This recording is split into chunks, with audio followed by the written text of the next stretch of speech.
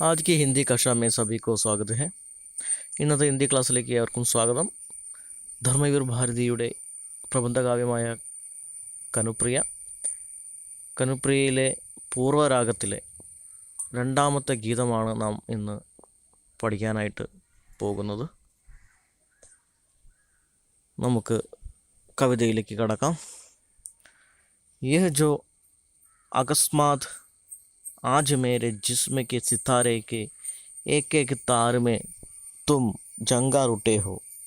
सच बतलाना मेरे स्वर्णिम संगीत, तुम कब से मुझ में छिपे सो रहे थे. सुनो, मैं अक्सर अपने सारे शरीर को पोर पोर को अवगुंडन में ढांक कर तुम्हारे सामने गई. मुझे तुमसे कितनी लाज आती थी. मैंने अक्सर अपनी हथेलियों में अपना लाज से आरक्त मुँह छिपा लिया है. मुझे तुमसे कितनी लाज आती थी.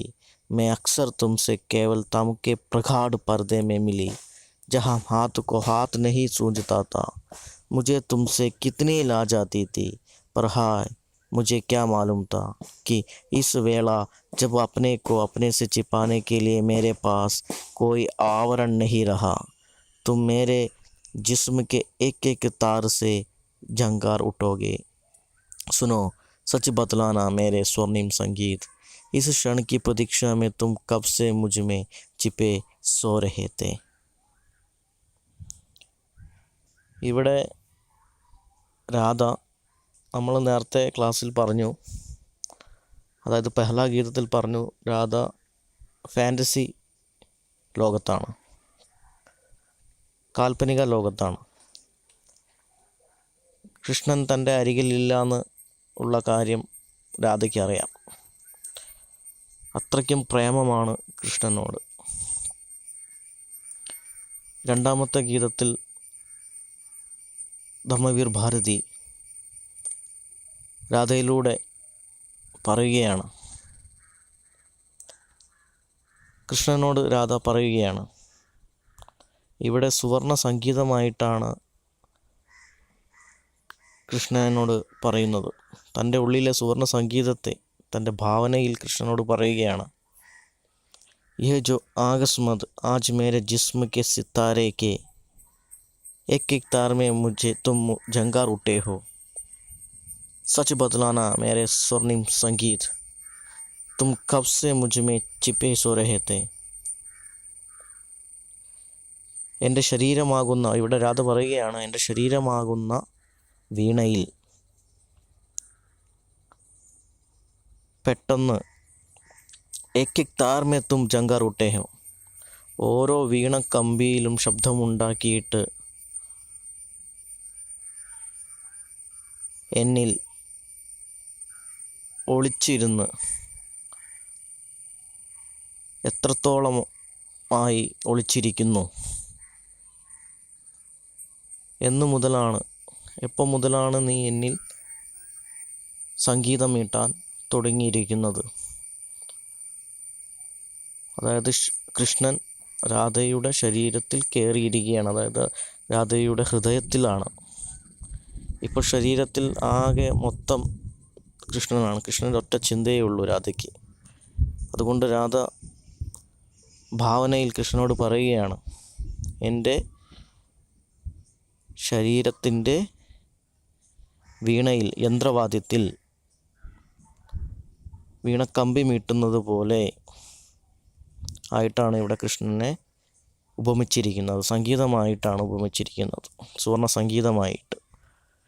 സുവർണ സംഗീതമായിട്ട് എൻ്റെ ശരീരത്തിൽ സംഗീതം മീട്ടാൻ തുടങ്ങിയിട്ട് എത്ര ദിവസമായി, എന്നു മുതലാണ് എന്നിൽ നീ ഒളിച്ചിരുന്ന് സംഗീതം മീട്ടുന്നത് എന്ന് രാധ കൃഷ്ണനോട് ചോദിക്കുകയാണ്.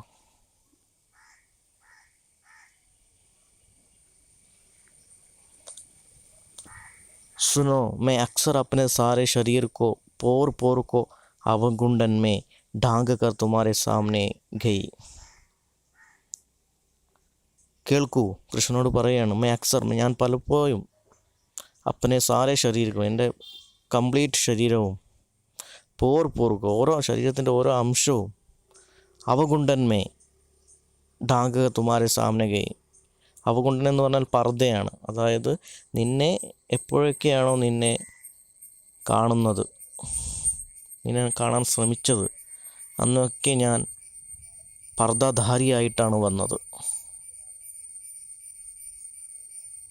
അതായത് നിന്നെ നേരിൽ കാണാൻ എനിക്ക് ലജ്ജയാണ്, എനിക്ക് നാണമാണ്, എനിക്ക് ധൈര്യമില്ല.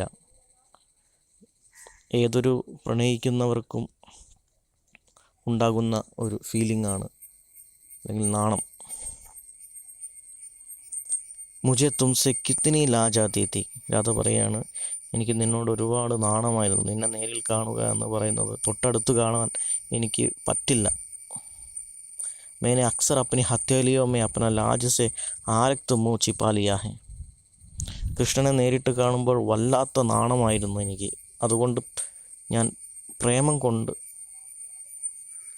ഞാൻ എൻ്റെ ചുവന്ന മുഖം, അപ്പന ലാജസ്, എൻ്റെ നാണം കൊണ്ട് ഞാൻ ആരക്തമോ ചുവന്ന മുഖം എൻ്റെ ഉള്ളം കൈ കൊണ്ട് ഞാൻ മറയ്ക്കുമായിരുന്നു, മറച്ചിരിക്കുകയാണ് ഞാൻ. मुझे तुमसे कितनी लाज आती थी. मैं अक्सर तुमसे केवल तमुके प्रकट पर्दे में मिली. ഞാൻ പലപ്പോഴും നിന്നെ കണ്ടുമുട്ടിയിരുന്നത്, അല്ലെങ്കിൽ നിന്നെ നോക്കിയിരുന്നത് തമുക്കെ പ്രകാട് പർദ്ദമേ മിലി, അതായത് ഇരുട്ടത്തായിരുന്നു നോക്കിയിരുന്നത്, കണ്ണനെ കണ്ടിരുന്നത്. അതും പർദ്ദയിലാണ് ഞാൻ നോക്കിയിരുന്നത്. അതായത് ഞാൻ മുഖം മറിച്ചിട്ടാണ് ഞാൻ നോക്കിയിരുന്നത്. അത്രയ്ക്കും നാണമായിരുന്നു എനിക്ക് നിന്നെ കാണാൻ. मैं अक्सर तुमसे केवल तम के प्रकट पर्दे में मिली. ഇരുട്ടത്ത് പോലും ഞാൻ പർദ്ദയിലാണ്, അതായത് മുഖം മറിച്ചിട്ടാണ് ഞാൻ നിന്നെ കണ്ടുമുട്ടിയത്, അല്ലെങ്കിൽ കണ്ടത്, അല്ലെങ്കിൽ കാണാൻ ശ്രമിച്ചത്. ജഹാം ഹാത്തുക്കോ ഹാത്ത് നെ സൂചിത. അത്രയ്ക്കും ഇരുട്ടായിരുന്നു, അതായത് കൈകൾ പോലും തിരിച്ചറിയാത്ത ഇരുട്ട്. എവിടെയാണോ ഹാത്തുക്കോ ഹാത്ത് നെഹി സൂചിതാത്ത. ഹാത്തുക്കോ ഹാത്ത് നെഹി സൂചിതാത്ത മീൻസ് കൈകൾ പോലും തിരിച്ചറിയാത്ത അത്രയ്ക്കും ഇരുട്ടത്തായിരുന്നു ഞാൻ മുഖം മറിച്ച് നിന്നെ നോക്കിയിരുന്നത്. മുझे തുംസെ കിത്നി ലാജ് ആതി തി. എനിക്ക് നിന്നോട് ഒരുപാട് നാണമായിരുന്നു. നിന്നെ കാണുമ്പോൾ എനിക്ക് നാണമായിരുന്നു, സ്നേഹം കൊണ്ട്, പ്രേമം കൊണ്ടുള്ള നാണം. पर हाय मुझे क्या मालूम था कि इस वेला जब अपने को अपने से छिपाने के लिए मेरे पास कोई आवरण नहीं रहा तो मेरे जिस्म के एक एक तार से जंगार उठोगे. पर हाय मुझे क्या मालूम था.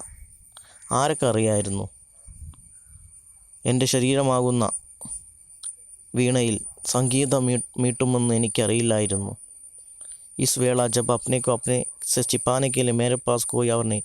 ഇപ്പോൾ എൻ്റെ കയ്യിൽ എന്നെ മറയ്ക്കാൻ, നാണം കൊണ്ട് മറയ്ക്കാൻ എന്നിൽ ഒരു ആവരണവും എനിക്കില്ല ഇപ്പോൾ. तो मेरे जिस्म के एक एक तार से जंगार उठोगी. ആർക്കറിയായിരുന്നു എന്നിൽ, വീണയാകുന്ന എൻ്റെ ശരീരത്തിൽ നീ സംഗീതം മീട്ടുമെന്ന് ആർക്കറിയാമായിരുന്നു. നീ ഇപ്പോഴും എൻ്റെ ശരീരത്തിൽ ഒളിച്ചിരുന്നു കൊണ്ട് സംഗീതം മീട്ടുകയാണ്. നീ എൻ്റെ ഹൃദയത്തിലാണ്, നീ സംഗീതം വായിക്കുകയാണ്, വീണ വായിക്കുന്നത് പോലെ. അതായത് കൃഷ്ണൻ്റെ പ്രസൻസ് ഇല്ലാതെ തന്നെ കൃഷ്ണനെ ഓർത്ത്, കൃഷ്ണനോടുള്ള പ്രേമം എത്ര ദൂരത്താണെങ്കിലും, കൃഷ്ണനെ കണ്ടില്ലെങ്കിലും സ്നേഹിക്കുന്നവർക്ക് അവർ നമ്മുടെ ശരീരത്തിലും മനസ്സിലും ഉള്ളതുപോലെ, അല്ലെങ്കിൽ നമ്മുടെ തൊട്ട് മുന്നിലുള്ളതുപോലെ നമുക്ക് ഫീൽ ചെയ്യും. അത്രയ്ക്ക് ഡീപ്പായിട്ടാണ് ഇവിടെ രാധ കൃഷ്ണനെ ഓർക്കുന്നത്. അതുകൊണ്ടാണ് എന്തും നമ്മൾ ഡീപ്പായിട്ട് ചെയ്യുകയാണെങ്കിൽ നമുക്ക് അങ്ങനെ ഫീൽ ചെയ്യാം, നമ്മുടെ ശരീരത്തിൽ നമുക്കത് ഫീൽ ചെയ്യും. അതുപോലെ ഫീലിംഗ് ആണ് ഇവിടെ രാധയ്ക്ക് തോന്നുന്നത്. രാധയ്ക്കാരെ നമ്മുടെ രാധയുടെ മുന്നിൽ കൃഷ്ണനില്ല എന്നതും, കൃഷ്ണനോടുള്ള അത്രയ്ക്കും കഠിനമായ പ്രണയം, സ്നേഹം ആണ് ഇവിടെ വ്യക്തമാക്കുന്നത്. सुनो सच बतलाना मेरे स्वर्णिम संगीत, इस क्षण की प्रतीक्षा में तुम कब से मुझ में छिपे सो रहे थे. കേൾക്കൂ, എന്നോട് സത്യം പറയൂ, സുവർണ സംഗീതമേ, ഇവിടെ സുവർണ സംഗീതമായിട്ട് കൃഷ്ണനെയാണ് ഉപമിച്ചിരിക്കുന്നത്. ആ സുവർണ സംഗീതത്തോട് പറയുകയാണ്, അതായത് കൃഷ്ണനോട് പറയുകയാണ്, എന്നോട് സത്യം പറയൂ, കേൾക്കൂ, ഈ ക്ഷണിക്ക് പ്രതീക്ഷാമേ. ഈ ഒരു പ്രതീക്ഷയിൽ, ഒറ്റ ആ ഒരു നിമിഷത്തിൻ്റെ പ്രതീക്ഷയിലാണ് കൃഷ്ണനെ നേരിട്ട് കാണുക, കൃഷ്ണനെ പ്രണയത്താൽ മൂടുക എന്ന സ്വപ്നത്തിലും പ്രതീക്ഷയിലാണ് ഇവിടെ രാധ. ഈ ക്ഷണിക്ക് പ്രതീക്ഷാമെത്തും കബ്സെ, നീ എന്നു മുതലാണ്, എപ്പം മുതലാണ് മുജമേ ചിപ്പേ സോരഹത്ത്, എന്നിൽ സ്വർണ്ണ സംഗീതമായിട്ട് ഉറങ്ങിക്കിടക്കാൻ തുടങ്ങിയിട്ട് എത്ര ദിവസമായി, എത്രയായി.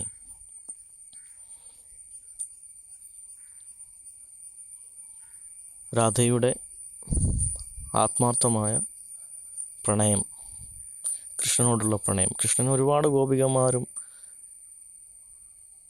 ഒരുപാട് ഹിന്ദു ധർമ്മവിശ്വാസപ്രകാരം കൃഷ്ണന് ഒരുപാട് ഭാര്യമാരും സഖിമാരും ഗോപികമാരൊക്കെ ഉണ്ടായിരുന്നു. പക്ഷെ രാധ കൃഷ്ണൻ തമ്മിലുള്ള പ്രേമവും അവർ തമ്മിലുള്ള ബന്ധവും വളരെ ശുദ്ധമായ പ്രേമവും വളരെ പ്രസിദ്ധമാണ്.